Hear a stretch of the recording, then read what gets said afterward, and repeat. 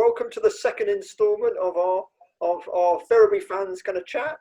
I think we're going to probably open it out a little bit wider, I think, and look at the northern counties.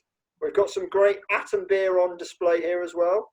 Of course, we like to support our local breweries and our local tea as well. So our merchandising within North Ferriby. So I think it's only been a week since the last one, but we thought we'd give it another go. The format of this, it looks like blankety blank, really, in terms of the setup here, if you remember that kind of format. So we can kind of go round in a slightly different way. I'd probably see myself more as a Les Dawson than a Lee Savage in that respect. But getting a bit U-tree, this chat, Matthew. Getting a bit U-tree. It's dangerous stuff, isn't it? It's going the wrong direction, I think, a little bit. But I suppose start again. The first place to start, I suppose, is Player of the Season, where we end up kind of last at the end of the last chat. And just where we are at the moment, I think it's Jamie Forrester just ahead of Levi at the moment. And just kind of whether that surprises you at all, or whether that's probably where we thought it would be. Yeah, I think that was probably about what we expected, wasn't it? Those two were the names that kept kind of coming out on top, I think, of people's picks. But yeah, I was kind of banging the drum for Loz at left back, and I think he's pulled about 8% or something like that. So I was a bit surprised at that, to be fair. I expected Jamie and Levi to kind of dominate, but I thought it would be a slightly more even spread. But yeah, I think it's probably fair. Yeah, we've pulled quite a few good votes for just over 100, I think, and there's probably still time for people to vote as well to kind of, and we'll have to think of a prize as well. We'll find something for the winner for that as well. Others in terms of kind of where that has worked out, what are your thoughts? Yeah, I'm probably the same as Nick. They were my 1 and 2, although to be fair, another way around, purely based really on the fact that Jamie didn't play as many games on like a consistent basis. He had that injury where he was out for a few weeks. But certainly a different team when he was playing. Certainly going forward. Goes without saying he's one of our better performers. Results bear that out. We look a better team with him in. But yeah, not surprised them two are the top 1 and 2. Certainly no one's been kind of replying below the line to suggest others as well. So I think we did the right job in terms of collecting to kind of pick the top 4, certainly. Yeah. Cool. Well, yeah, as I say, still time to vote on that, and we'll see where that ends up. But potentially either Levi or Jamie being the winners of that. Just thinking we could broaden out a little bit and talk about the northern counties more broadly. We focused on Ferriby, of course, in Division 1, but of course we do have a keen interest in the local scene, and we've got kind of lots of interest across the northern counties with Bridlington and Hall Road and Barton, particularly. I mean, just think, Pete, in terms of your interest in the local scene, how do you think it's played out so far this season? I don't think there's been too many surprises. We always thought that Hall Road would struggle, having got relegated last season, and having a sort of a mass clear out of players. And towards the end of the season, it was looking to start to gel. Other local teams, Winterton was expecting to be up there, and in previous seasons they've had a very good start to the season and then sort of lost a little bit of steam towards the end, but they were still going pretty strong. A little bit surprised by Barton. Thought Barton would have been doing better the last 2 seasons. Seems to have been a bit of cash floating around there, and they've been pulling in some good players. I think this will be the season for Barton. They've got obviously a good management team behind them, and towards the end of last season, this season they've sort of basically got a couple of good players coming through. Grimsby probably a little bit disappointing. I thought Grimsby would have been a bit more convincing. But yeah, you expect Grimsby to be right up there. Bridlington as Bridlington. I mean, they're always there or thereabouts, almost as if they don't want to go up. It seems at times. Well, they're almost pushing into the playoffs, weren't they? I think. Yeah. Fairfield Selby was a big surprise. They seem to have got a really good side together. Bit erratic because we obviously Ferriby stuffed them, but certainly much better than they have been the last 2 or 3 seasons. I don't know if they've been, because of their centenary, trying to get a strong side and give it a good go. Perhaps that was the reason why. And also we got Eastall. There's one you're missing, Pete. One Eastall. particular one you're missing. Dunswell Dynamos. But they're playing rugby league this season by their score lines. Minus I don't know, a little bit disappointing. Oh, Brig, yeah. Good to see Brig back. I think the league is better with Brig in it than not in it. Nice little ground, nice setup, nice people. Always good for a trip out. Then you're looking probably further afield, outside the northern counties, really, aren't you? Oh, Bottisford. Again, they've mid-table sort of side, aren't they? Yeah, I think they were towards the bottom, weren't they? I think at the time. Yeah, I don't think they've got the finance they maybe had a few years back, have they? Down at No, and they certainly haven't been getting big crowds. Yeah, I mean, I think all road have been interesting. Third from Bottisford. Third Right. from Bottisford. Third from bottom, right? Yeah. All right, Stato. Oh, Yeah. I I think they were going to be safe though, because only one went down, didn't they? I think from that league, so they would have been safe. But yeah, they would have been struggling. I'm sure we'd have gone down next season. Yeah, I think all road have been interesting this season, haven't they? Because they started off with a kind of like a lot of young kids, didn't they? Kind of making their numbers up really, and took a few batterings. But I think when you kind of bring back in some of them kind of like old heads that we keep talking about, don't we, about having them kind of, for want of a better way, to shithouse on the pitch. They brought back in people like James Whittingham, and the Danny Norton's been turning out from a bit. That kind of know-how at the level. I don't think it's any coincidence that their results have started to have a little bit of an upturn since they brought them type of players back in, as well as them younger kids who they've been picking up kind of on the fringe from Ferriby. It was always going to be difficult because you've got a new manager, new backroom staff, complete. Out of the start of the season, there was probably Connor Harman, and that was probably about it. Then Whitty came back after his injury, and looking there's not that many familiar faces. Jody Barford, he came back. Other than that, it was pretty much new people. Obviously, some came from East Yorkshire Carnegie. They got quite a few from Umber Prem level, and it took a little while to sift through. They put in some very good performances along the way, and we was lucky to see a couple of them. But they struggled for a while, and then since Christmas they seem to be starting to turn a corner. And unfortunately, the season's ended as they've started to get their run together, which is a bit of a shame from a confidence point of view. And obviously, you want to try, if you end the season well, you hope to keep your side together. I think that's the key to a lot of these things. Anybody who keeps their side together and can make 2 or 3 good additions have a better chance of starting well in the season. I think you can't beat starting well at this level. I suppose having that upturn might help them kind of keep the squad together potentially. If there is potentially, yeah. I mean, yeah. I think with this coming season, with what's been happening, I don't think we've got a clue what's going to happen. I would have thought, from their point of view, they're not going to be hit by players because of the budget, because I can't imagine they've had much of a budget there to spend on players. And I think other people who have might be struggling. Well, it's funny you should mention that, because I don't know if you've seen Brett Agnew's tweet tonight, about an hour ago before he came on. He was saying that, sort of paraphrasing, but he more or less said that there's people chucking around crazy money for next season. There's somebody somewhere's got a budget, but I mean, again, it depends what you call crazy money, I suppose. There's an extra tenner talks done it in this division, but if he's saying that already, and we're in the middle of lockdown, no idea when next season will start, whether people be allowed in to watch the games, whether there'll be any budget at all.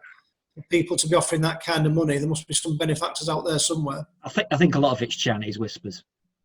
We always hear this thing about, people offering money this time of the season. I mean, Curtis usually goes on about one of the great things at Brid is Pete offers the money and it's there all season. He doesn't do it for the first couple of months and then pull the budget like other people do. I'm sure there are one or two. Well, we know of one player for a start. I won't mention his name, but there are players who are becoming available. It might be because the higher levels are cutting their budgets, and people are trying to snap them up. But anybody at NCL level who's offering contracts, I think, are ridiculous. Really, how can you sort of commit to that sort of level of spending when you don't know exactly what's going to happen? I think across the board there's going to be a dropping down, almost of, not dropping down of standards, almost like a raising of standards, because your League Two sides are going to be shedding players. Was it Gary Neville said that 50% of League Two players are out of contract at the end of the year, and one thing or another, they'll end up going into part-time football, conference football. Your current conference players will dilute down International League North and South. They'll dilute into. I certainly think locally we've already had elements of that. You look at sort of. Well, all right, Ferriby's probably slightly different in that they've played higher levels, but recently. But you think of some of the players that have come to Ferriby and some of the players that have gone to, say, Barton. I mean, they was picking up a couple of players towards the end of last season, weren't they? People like Ben Inchliff, who, ex-City boys who people thought might make it. To be playing that step 6, you think they're probably a little bit better than that. And I think there's quite a few of them are knocking around. Yeah, I think there'll be a few next year, whenever next season starts. I think there'll be a few like that. And I think when we saw that when Cleethorpes went up a few years back, they jettisoned some players who ended up at places like Grimsby and so on. And so, there's some pretty decent players at that level. There's some right clodhoppers as well, but, you've got some pretty high standard players. And then you've got the other ones who sort of coming down the leagues, the old boys who can't hang up their boots. So I think it's going to be very interesting. I certainly think there's no reason not to go see step 5 and 6. There will be some awful games. There always will be, particularly when it's in muddy pitches in the winter and stuff. I still think you see some pretty good games, and you'll see some entertaining football. Martin likes a muddy pitch, don't you, Martin? Oh, muddy pitch. Is that what you said? Yeah, you love a muddy pitch, don't you? You're the tourist information officer for Worsbrough Bridge. That was shocking. I'm just hang on. Didn't Selby have a poor pitch as well? Yeah, so I mean, Selby. But I can't imagine, how do we put 5 against them? I think it was circumstances on the day, wasn't it, when we get a penalty and a man sent off at the same time, and that kind of put us 2-0 up. Yeah, and Piercy scored. One of those things. Piercy got a couple of games. So they must have been from corners or something like that. Yeah, I think we just had one of them games where everything went in our favour, really. And, they felt a bit aggrieved and threw the towel in a bit early, really. But well, you watched it, Nick, didn't you? And I can't remember, to be honest. So I can't remember because Martin was forcing beer down my neck. Talk us through it, Nick, because I can't remember it. Well, the scoreline says it all, doesn't it? 5-0. But I think he's showing me my book. I think the point Pete was making about budgets and Darren was making is probably the teams at the bottom of the Northern Counties League may well kind of benefit more, might they, effectively, because they're used to kind of struggling on kind of a shoestring, where teams at the top end, they were trying to get promotion. Well, that's what did we do particularly well that day that did the job? Because I honestly, they went down to take men daily doors, didn't they? Yeah. I think we just had the extra man and we used that extra space, and we just kind of got the rub of the green that day, really. I mean, there was games where we were struggling to put away teams in the bottom half of the table by a goal or two, weren't they? And then to go to Selby and stick 5 on them, I think it was just one of them kind of one-off games, wasn't it, where everything just went in our favour, really. I wish Peter had been there to record it, because I think for teams like Ferriby next season, the question is going to be, will the budget be there? Because you look at the sponsors, we've obviously people like the Dransfields and the 1 Point and stuff like that. The whole local business is going to struggle, aren't they, coming forward? It's going to be a tough time for everyone. So, that's going to filter down to football, isn't it, in terms of sponsorship, you would think, for various clubs. What you've got to bear in mind is it's going to affect different businesses in different ways. Yeah. And they're going to look at what they might get out of every pound spent. And they might see supporting local football as a good way of getting the name out there. It depends. They reckon society is going to change when the lockdown's over and people are going to be better people and more thoughtful. And we'll just have to wait and see, won't we? Yeah, maybe we invest more locally in the things that we do, and that, if there are commercial opportunities for investing in local football because more people are going down there, then maybe that's you'll see the money go in that direction. Yeah, well, that'd be an interesting thing. With obviously you've got a whole city, haven't you? But you can make the easy jokes about social distancing down at the K-Con, can't you, every week? But I think this is a bit different because there's been there's been a toxicity about their brand. Yeah. Yeah, but will people actually want to go and sit in a stadium, with 10, 15,000 people when, there's still going to be an ongoing situation, isn't there, with the virus and stuff? I don't know. Will people kind of feel comfortable going to watch football at that level, even if you're allowed to? Difficult to say, isn't it? Will we be allowed to by the time there is that when the season will start? Well, it's like, when City started to struggle for gates, you was thinking, oh, well, Ferriby might pick up. And they didn't. And it's only this last season when they've dropped down to the bottom and there's been quite a bit of publicity about it. And it helps that it's only £5 to get in. There's been an upsurge in the crowd to a certain extent. There's certainly more, City people going from what you read on Twitter and whatever. And it's ironic that, when they were playing a higher level last season even, you couldn't get people in there. Well, it's the feel-good factor, isn't it? I think. It doesn't help. Like when it doesn't help to sell when you're 2-0 down after 5 minutes and you're going to get in by 5 and 6-0. But even so, there was still a handful of games last season that were quite entertaining. It's just a difficult sell, and you don't really know what's going to come out of these things. I think Ferriby were blighted with certainly going back a good 3 or 4 years now, they were always sort of blighted with the Forrester Hallam brush, weren't they, in some respects? Quite possibly. People felt like they were giving the money to, same thing really. So they lost a sort of few supporters there. And then they lurched from one disaster to another by going under the Waltham regime, where he literally didn't encourage anybody to come along. And it was downhill from there for thick end of about, 18 months. It takes a lot of hard work to get people in. Yeah. And we were getting very quickly. We were getting crowds less than about 150, I think, towards the end. Premier League. 50. We're just talking about kind of Waltham, and the team that we probably haven't mentioned is East Hull, and in terms of how they've fared. Is that what we'd have expected?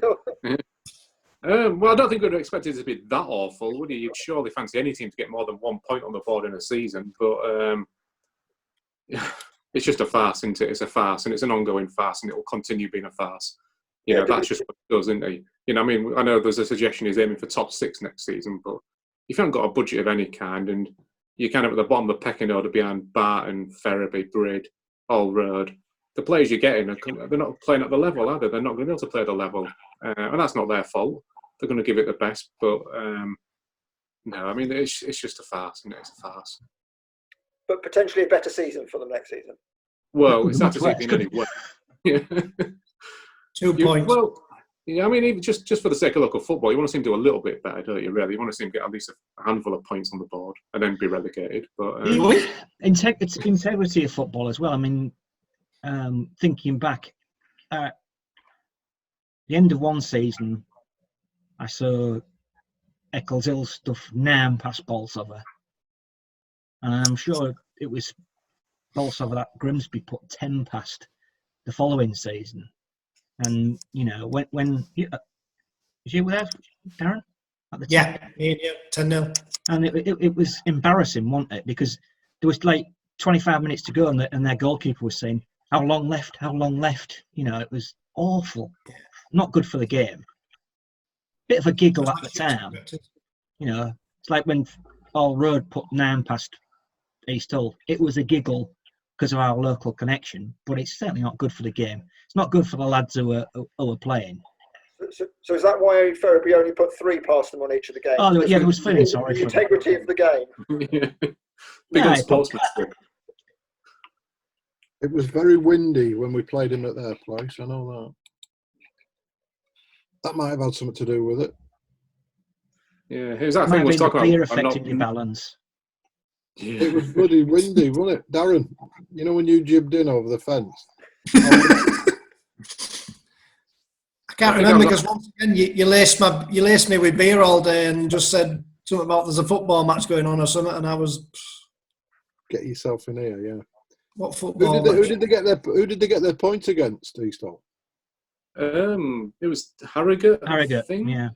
Yeah. So bottom 2. Wasn't it?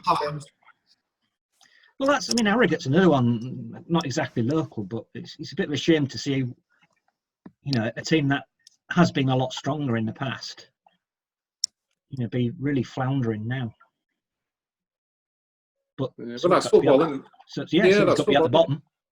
Yeah, you want to see new teams coming up from these Step 7 divisions, don't you? If they've got the facilities and they've got the setup, then Yeah, you don't want teams just sort of like continually, like the old re-election days in the old football league where teams finish bottom for 10 seasons and they keep getting re-elected. You don't want that sort of thing. Martin, there's a bit of a shame when Brig went down the other season, but they've bounced back up, and it's good for our locality to have them back. But if you don't earn your place, then tough.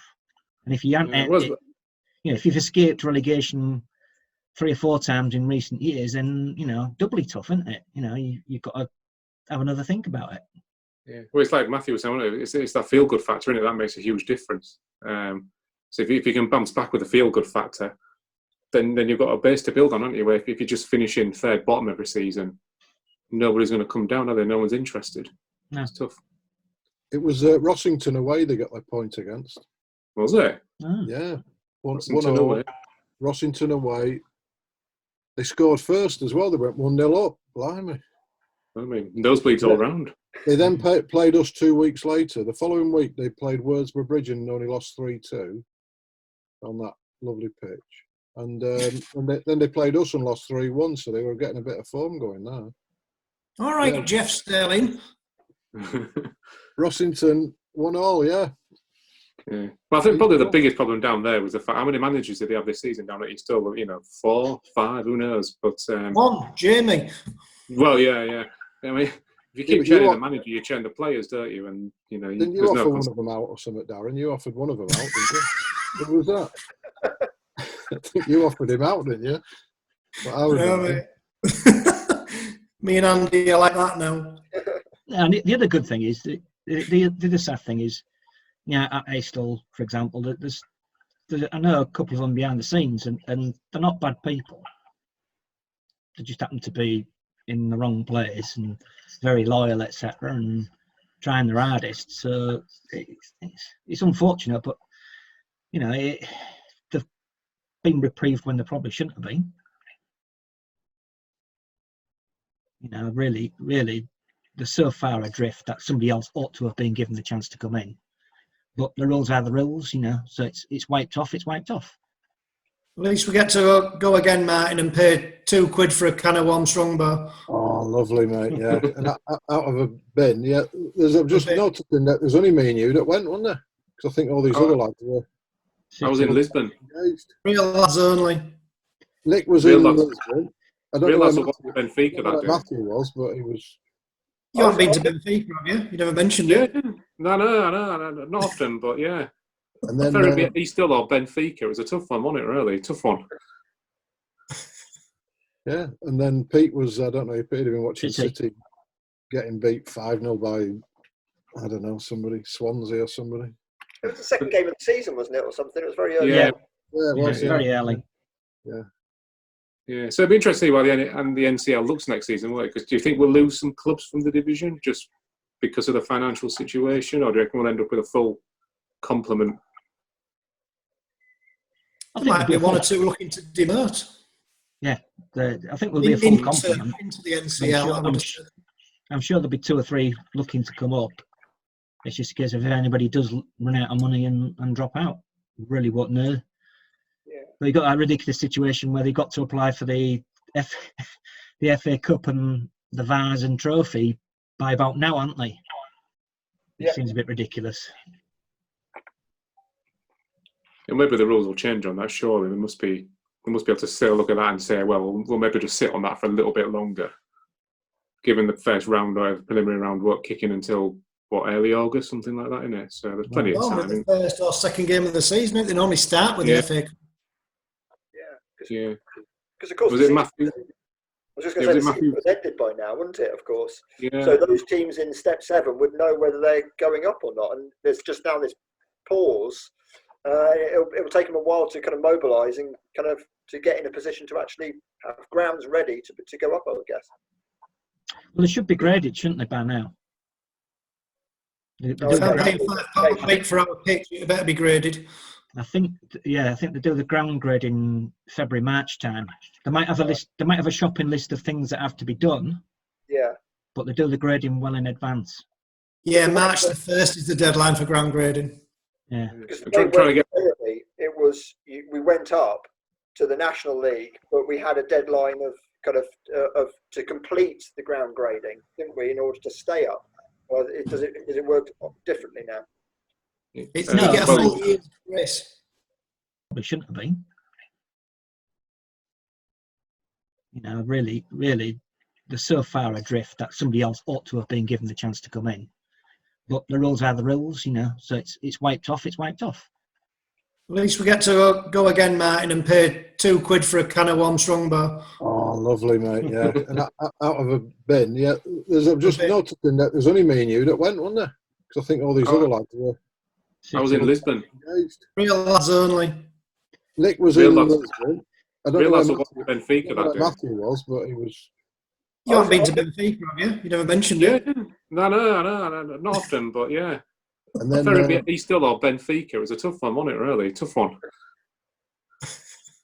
Yeah, and then Pete was. I don't know if Pete had been watching City getting beat 5-0 by I don't know somebody, Swansea or somebody. It was the second game of the season, wasn't it, or something? It was very early. Yeah, it was very early. Yeah. So it'd be interesting to see why the NCL looks next season, won't it? Because do you think we'll lose some clubs from the division just because of the financial situation, or do you reckon we'll end up with a full complement? There might be one or two looking to demote. Yeah, I think we'll be a full complement into the NCL. I'm sure there'll be 2 or 3 looking to come up. It's just a case of if anybody does run out of money and drop out, really won't know. Yeah. But you got that ridiculous situation where they got to apply for the FA Cup and the Vase and Trophy by about now, aren't they? It seems a bit ridiculous. And maybe the rules will change on that. Surely they must be able to still look at that and say, well, we'll maybe just sit on that for a little bit longer, given the first round or preliminary round won't kick in until early August, something like that, isn't it? So there's plenty of time. The first or second game of the season, they normally start with the FA Cup. Yeah. Because of course, was it Matthew? I was just going to say the season was ended by now, wouldn't it? Of course. Yeah. So those teams in step 7 would know whether they're going up or not, and there's just now this pause. It'll take them a while to kind of mobilise and kind of to get in a position to actually have grounds ready to go up, I would guess. Well, they should be graded, shouldn't they, by now? £5 for our pitch, it better be graded. I think they do the ground grading February, March time. They might have a list. They might have a shopping list of things that have to be done. Yeah. But they do the grading well in advance. Yeah, March the 1st is the deadline for ground grading. Yeah. Because we went up to the National League, but we had a deadline of to complete the ground grading, didn't we, in order to stay up? Or does it work differently now? It's you get a full year's grace. Yeah, you're going to struggle to get a builder to do anything at the moment as well. Anyway, you're on lockdown, so it's going to be doubly tricky. J. Waltham Enterprises, they're not busy. Reputable builders. Oh, sorry, yeah, not Bob the Builder. He's a gas engineer, isn't he? Full of bloody hot air. Yeah. Okay, we're just thinking kind of a little bit broader in terms of we've touched on the kind of the voiding then of steps 3 to 7. We've got kind of quite a variety of things happening at the moment across the National League system and then kind of up to the leagues as well. It seems quite kind of fragmentary at the moment. The lower leagues have been voided. We've got kind of question marks over National League North and South, and the National League potentially doing something a little bit different and how they complete their seasons. And potentially we could have games coming back in the EFL and the Premier League. So you're getting a variety of different change or how the game could be completed.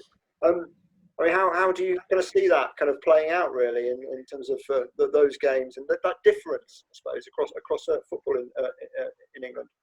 Yeah. Well, I said at the time, the season has to be voided. There's just no way around it. You know, it's an absolute fantasy to carry on thinking they're going to play any more football this season.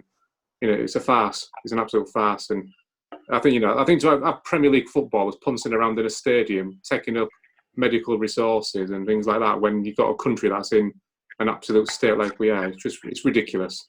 It'll be voided. It'll get voided eventually. Someone at some point will pull a plug in it and they'll say to Sky, you're going to have your portion of a shit sandwich as well. Nobody's getting out of this one. It's just going to be voided. That means Liverpool won't win the league. Yeah, that's all right. Leeds won't go up either. Yeah, but I don't see a way around it. I don't see a way around it. I mean, the lower down you go as well, the more complicated it gets, doesn't it? You know, how do you sort of start sorting out the sort of promotions of the Football League, you know, and stuff like that, and promotion into the Premier League. Even if the Premier League completes the season behind closed doors, you're still are we going to get 2 teams out of the Championship into there to replace them? Or well, arguably, it's even worse low down, because I was reading the non-league paper at the weekend and they've been offered 2 promotion spots from National League into the EFL, League 2, but only on the proviso that one team is promoted automatically, which they are now, and one team comes up via the playoffs, which they are now. So not only are they looking to sort of finish a season where some clubs have probably got a dozen games left to play, they're also looking at then having a top 4, top 6 playoff, which will just lengthen the season even further, all to chase this kind of like one promotion spot into the Football League. When come July the 1st, there's no way they're going to get it done much before then. Half the players will be out of contract anyway. And there'll be probably chances are they'll have already signed for other teams for next season. So how are they going to fit that in? Well, I'm inclined to sort of agree with Nick. I mean, just looking in the paper today, the logistics of playing out the Prem, it is possible. It's going to take an awful lot, you know, with people having to stay in hotels and quarantines and all that sort of thing. It's feasible, I suppose, but whether it happens or not, anyone's guess. I suppose there's such a big financial carrot there. If it is possible, they will try and do it. But then when you drop down after that, I can't see any of it happening. How can the play behind closed doors at sort of League 1 and 2 level?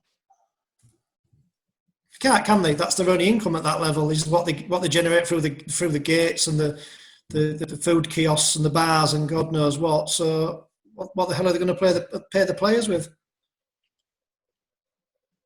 And the thing is that you can put the season back a little bit, but they've already been moaning all season about, they've played too many games, this, that, and the other.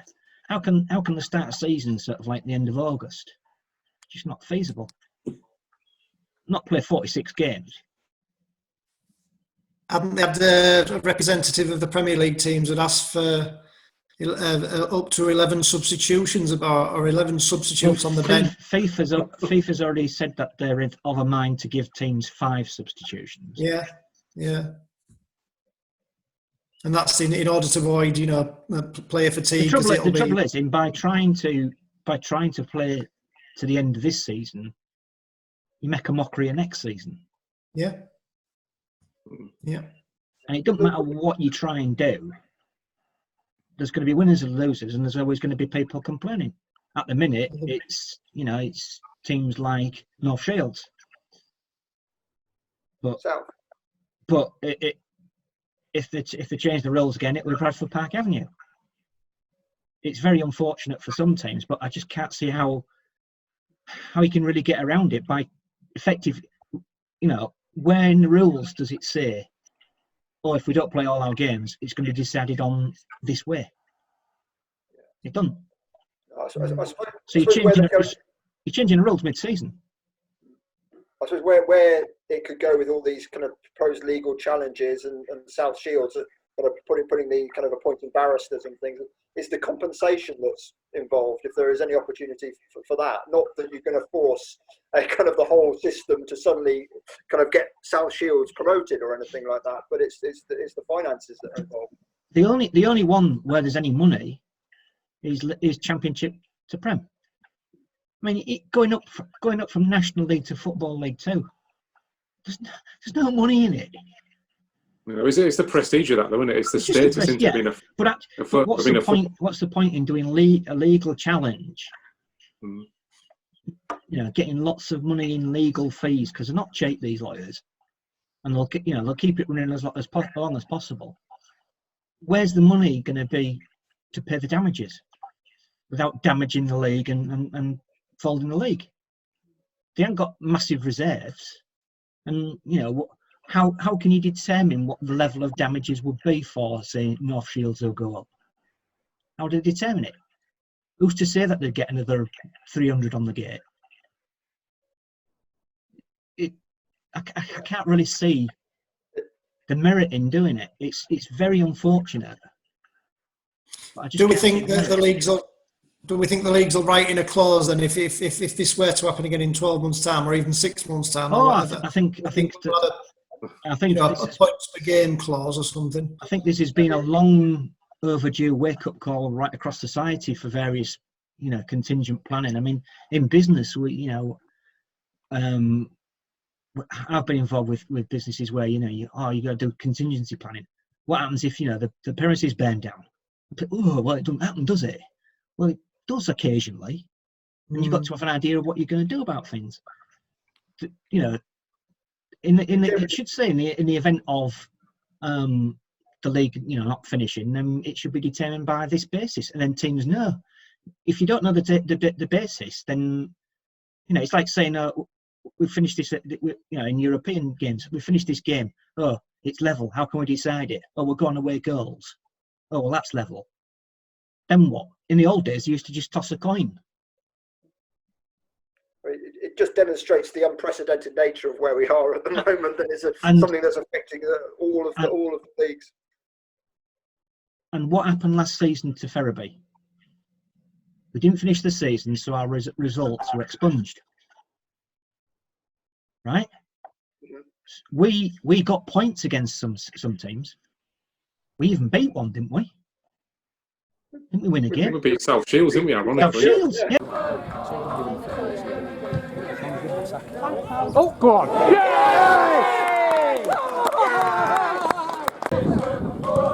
Oh, Lampy's lost him. What was that? Flags up. Well done, Lou. They're not catching, does it?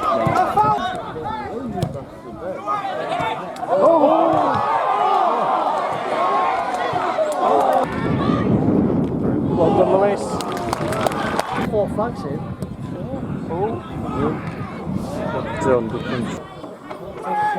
Oh, Jesus. Finish! Get in! Get in! Yeah! Yeah!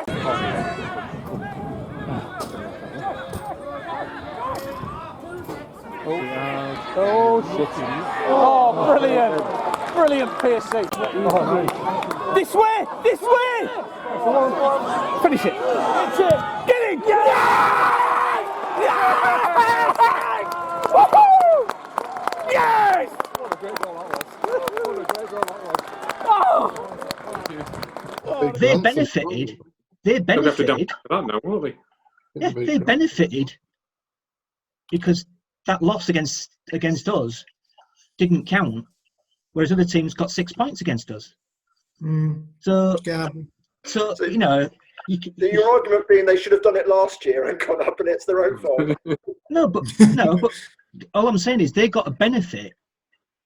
They lost against us, Yes, and they effectively gained 3 points on some teams who beat us twice, and other teams drew with us and so on. So why is that fair? That the results that I suppose the argument being that Ferriby disappeared out of, and they had to resolve the issue of Ferriby ceasing to exist. This has been forced on the clubs, I suppose. If I was going to put it is. But you've got the situation. Ferriby haven't played Campion. How can you determine something between which could result in promotion between two teams who haven't even played each other? Could we go to the pools panel on these?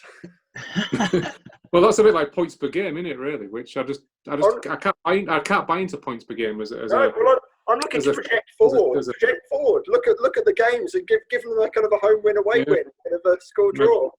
Who'll be sitting on the panel? Would it be our friend from East Hull again, maybe? Martin should sit on it, and he could work out like an extra, like what the average attendance would be, and factor that into the results as well, like a joke. And Ferriby's played their Joker. It's a fun.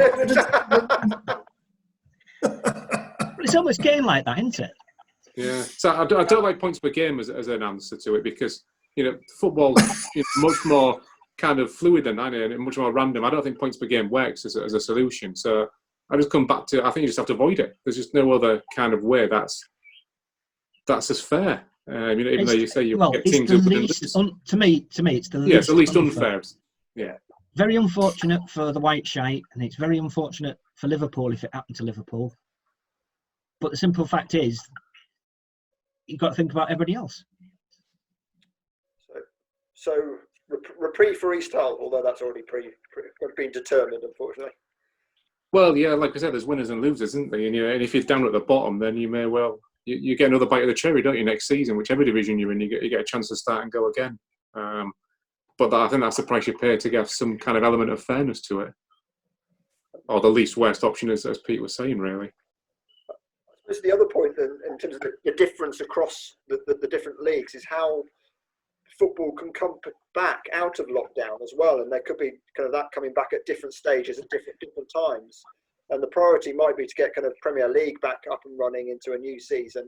Where non-league fits with that, it seems to be kind of lower down the pecking order, and potentially what we saw at the weekend were kind of noises that it won't come back in for the rest of this calendar year.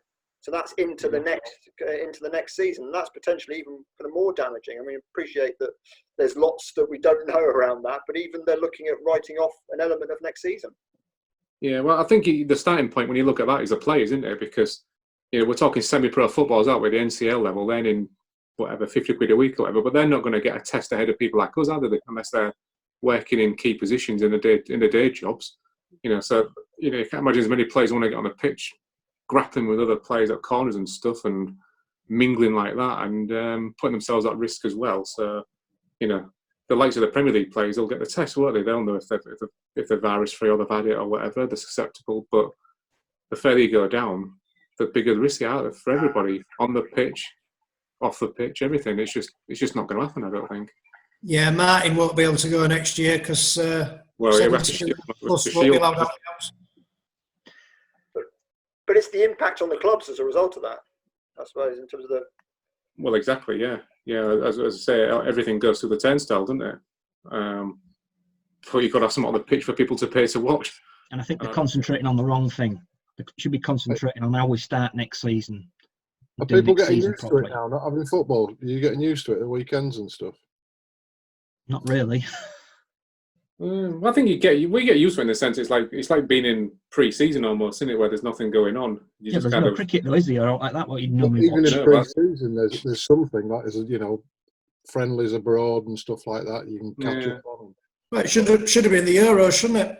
So there's 6 weeks without football, and that generally used to start carry you through till pre-season. Well, just thinking back a couple of seasons back, I saw 17 games before the start of the season. With pre-season friendlies and stuff. Yeah, that ain't going to happen. Yeah. Well, the Ferriby players are kicking off this FIFA tournament, aren't they? If that's live streamed, that's going to be that's it. That's going to carry us through, isn't it? I'd rather watch Martin throwing a rope up than that shit. I was just going to say read a book or something, but same thing. And it's Colour one in. Where are you going with that, Nick? I've got nothing behind me to probe. No, I've got nothing. Tell him to colour one in, but try not to go over the black marks. Yeah. So I read your latest pamphlet and then I put it on the bug roll holder. Oh, Yeah, you're shocking. You're a Yeah, horrible man. almost went semi-viral with that, didn't you? What a horrible man, isn't he? Well, in his bathroom, it probably would be viral. He's shocking. He is. He's shocking. I mean, just thinking kind of the last kind of few things to think about. I mean, we talked about player of the season. I just wonder if you can recall kind of particularly kind of goal of the season and any particular that kind of spring to your mind for Ferriby in terms of ones that kind of were highlights. I suppose for myself, probably, well, for sentimental reason, probably the first of North Ferriby FC, and I think it was Adam Boulders, wasn't it? I think his equaliser against Hallam. Yes, I'll run! Know your players! Drop it! Oh, well done! Go on, Jimmy, go on! Oh, check it out. Come on, Bolt! Come on.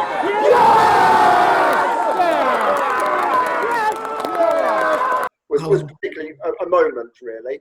But we've had a few over the season as well. I think there was a good Jamie Forrester free kick as well at some point. But yeah. Yes!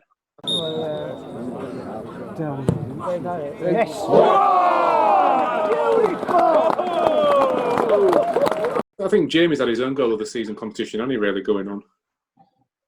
He's pinged a couple of free kicks in the top bins, only from like 30 odd yards out, and there was a goal at Winterton on the. Go on! What's that? Yes!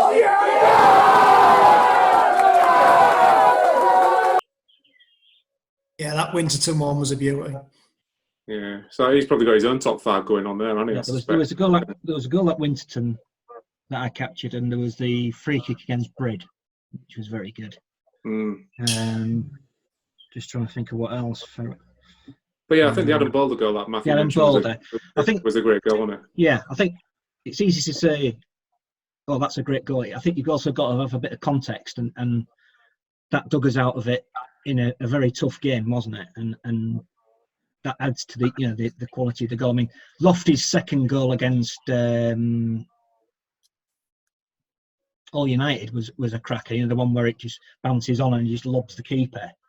But it was a game that really didn't count for much. A game that was going to win, and so you can try cheeky things like that. No, he said he was just going to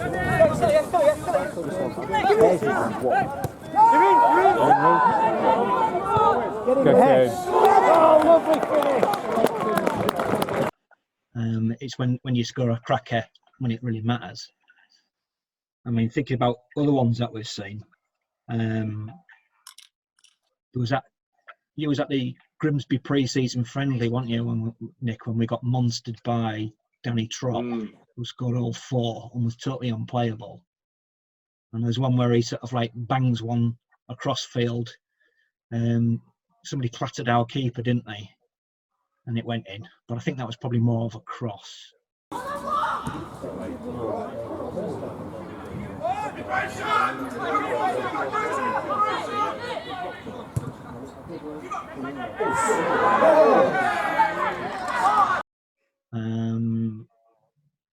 There was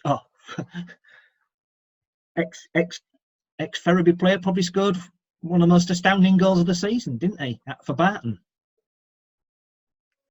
Taron Hare. Because he's in all the time, wasn't he? Standing off to the left.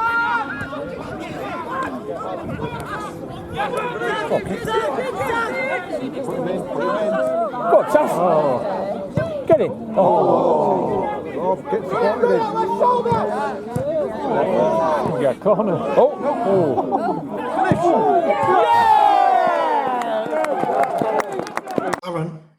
Taron Hare, when he went full length for the pitch, had about 3 goals trying to score, and then finally got it in. Remember that one? What else was the? Second one at Winterton was pretty good as well. Morgan Brough, I seem to remember. Morgan Brough, yeah. Yeah, he's got some decent ones. There was that second one at Winterton to that where he was it the second or the first? I can't remember. Jamie Forrester scored, and he anyway when he scored, that was a good goal. I thought. Good ball! Go on!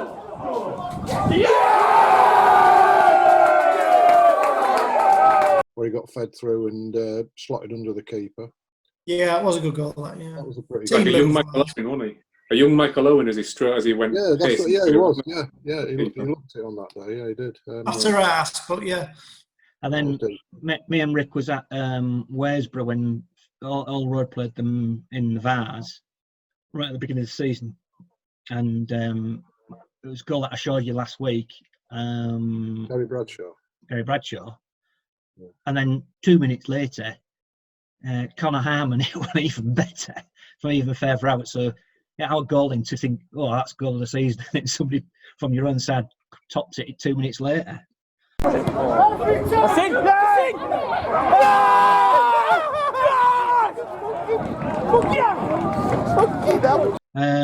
Probably the best goal I've seen all season, full enough, was one of the last games I videoed, and that was that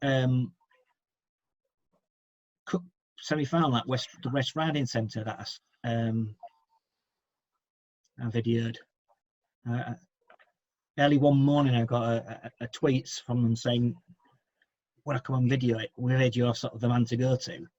So I flattered. I said, "Oh yeah, I'll come." And they said, "Oh, how much do you want?" I said, "Oh, I'll do it for now."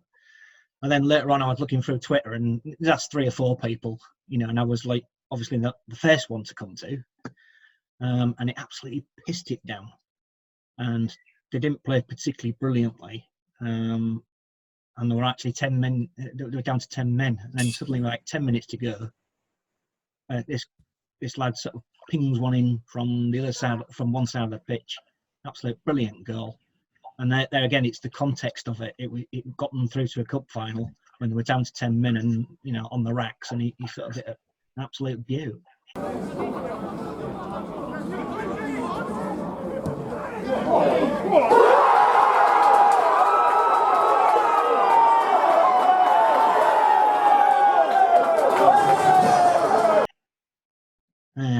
So those are probably the best goals I've seen. The Ferriby ones, I think Forrester, of the ones I saw and videoed, I think Forrester's free kick against Brid was my favourite.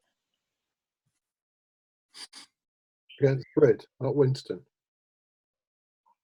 No, I want a free kick, was it? That was in open play. He spun and hit that, didn't he? Sorry, you're right, yeah. Yeah. Yeah, he spun and hit that. And it's funny enough. I was thinking this morning when I was looking through some videos. I've seen very few good free kicks. Seemingly in the past there used to be loads. I mean, I remember it was one season Spinksy banged in 3 or 4 crackers at All Road. And of all the games I've been to, the standard of free kicks has been pretty poor. That's step 6 for you, I guess. Some seasons it happens. That's something to look forward to the next season. Actually, doing it all again. I think we've probably seen more good passing goals from good passing play. Like when Selby played us in the cup, on that went to penalties. He's got 2 cracking goals against us there by good passing play. It's just we haven't seen any sort of banging free kicks. Well, fingers crossed when it's all up and running, we'll see lots more, hopefully. And hopefully, Pete, you'll be there to record them as well. Best. Just thinking in terms of any other comments, anything anyone wants to raise? It's like a meeting now, isn't it? It's got to be any other business. Forget the football. The highlight of the year was getting Martin to pay £7.60 for a pint in Selby. Well, we're going back to Selby, so there we go. We can do it again. So be warned. Don't fall for it twice, Martin. Never again. I won't be going anywhere with Darren next season. Is it the Doghouse, the place in Selby there? Yeah. Is it the Doghouse? Yeah. Yeah, that's worth going back to, isn't it, for another visit? That was that's a bonus. It must be all around by now, Nick. Well, what the Spoon's kids chirping up? Is he down there? We won't be going in there, Tory bastard. when we went to Stirling, my nephew dragged us into the Brewdog there, and he got a stout, and he brought it and put it on the table. He said, "Oh, that's for everybody to share." And I said, "How much was it?" And he said, "Oh, £5.5." I said, £5.5 for a pint? He said, "No, a third of a pint." Darren's looking, thinking, "Oh, yeah." £15.15 for a Alice was pint. at that. I want a night out for that. The worst thing is the throbber never even drunk it all either. He couldn't get out of there fast enough when it was Wetherspoons. So I thought, well, I'm not leaving that at that price. So I went wallop straight down. Yeah, typical Lancastrian. Well, I'm not leaving that. Tight as a duck's ass. Seem to remember getting them afterwards as well. What's that? The spoons in Selby? No, we went back into the doghouse because it's near the station. Right. But you went to the spoons in. You went in spoons in Selby for some chicken. Station, and I'd realised I'd left the flag in the doghouse, so I had to run back and get it. What so much running was it? It was sprinting like a gazelle. Roughly. Like a gazelle. Like a gazelle on a Zimmer frame. These are the things we're missing, aren't we? Not in the slightest. Oh. What's this where they're collecting money every week? This £5 thing. How's that going with the club? Has anybody heard? Mark Layton's in Bermuda and the club hasn't seen a penny. Oh, exactly. So I've just paid for that, have I? Every week.